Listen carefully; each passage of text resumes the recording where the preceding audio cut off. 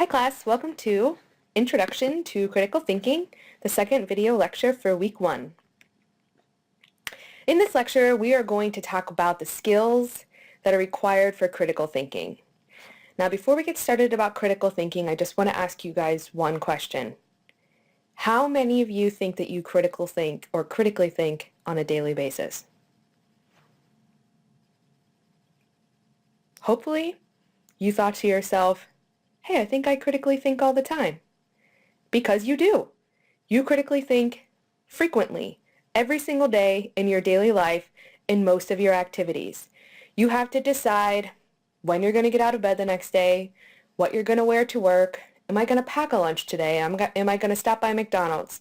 Am I going to stop and get coffee? Am I going to make coffee at home? You made a decision about your education. You decided to come to Charter College and get your education. You also decide about what you're going to do in your career. What things are you going to be involved in? What are the things you're going to do every day on the job? So you do decide, evaluate, and make decisions using your critical thinking skills every single day. You decide what works best for you, what works best for the team that you're working with in your job, and you're also making decisions that are going to directly affect your family, so you're using that aspect of critical thinking as well. So oftentimes, just like I said in the last slide, you're making decisions and you're thinking and you're evaluating and you're doing it, but you're not really putting that much thought into it. And that's because oftentimes we were going to make decisions subconsciously. So why do you think we start to make decisions subconsciously? Any guesses? Well, hopefully you guessed that we practice doing the same things over and over and over again, that we are programmed to think logically.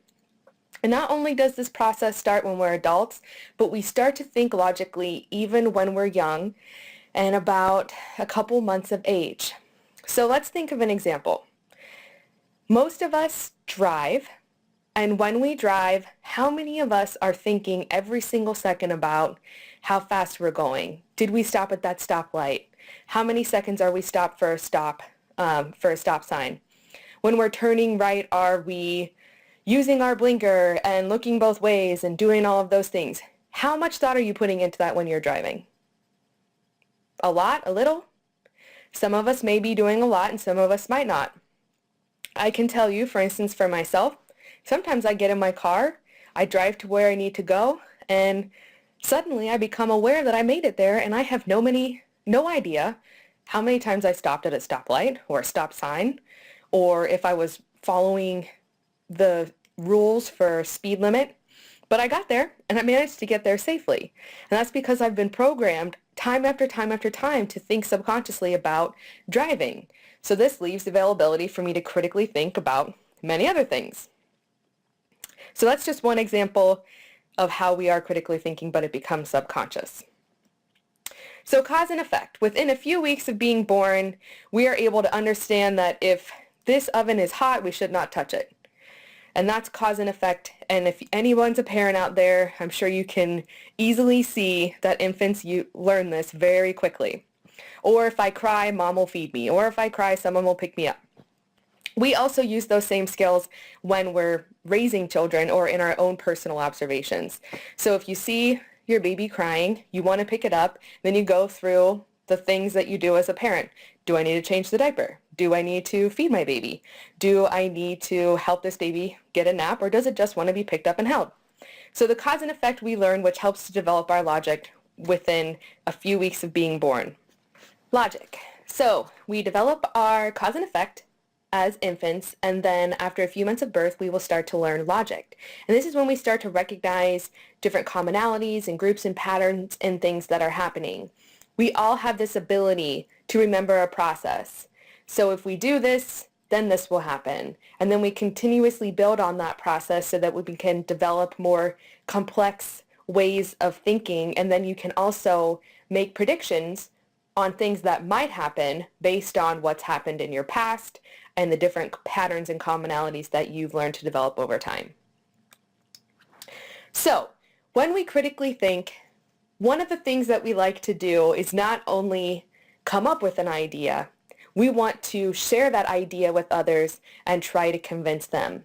And there's a lot of critical thought that goes into this, even if you're doing something as simple as making social plans.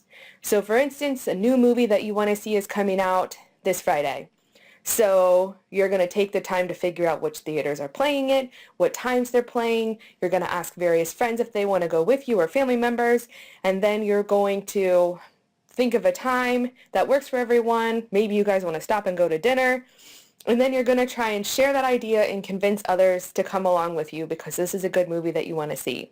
So it happens in our social lives, which is kind of a simple way to think about it, but then it also happens on a large, more profound level, which would be, for instance, politically. So politicians come up with ideas about how they want to run the country, about how they want to run the state legislature. So they put their ideas out. They share those ideas with others. That gets them voted in, and they convince more people to vote for them based on the idea that they've come up with and the way that they want to run the specific legislature that they're running for. So you may not have thought about this before, but as humans, we want to share our ideas, and all of this involves a lot of critical thinking.